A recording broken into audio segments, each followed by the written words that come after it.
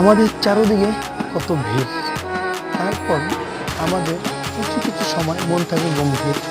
কারণ আমাদের প্রত্যেকটা কাজ হয় ভুল, কারণ আমাদের মাতৃগত সৃষ্টি করেছেন কিছু না কিছু একটা প্রলয় দিয়ে ভুল।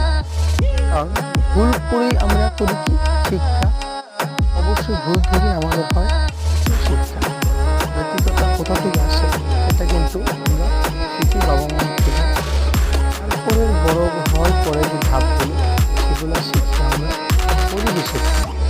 তো পরিবেশ যদি খারাপ হয় তাহলে কিন্তু খারাপ, পরিবেশ যদি ভালো হয় তাহলে কিন্তু খারাপ।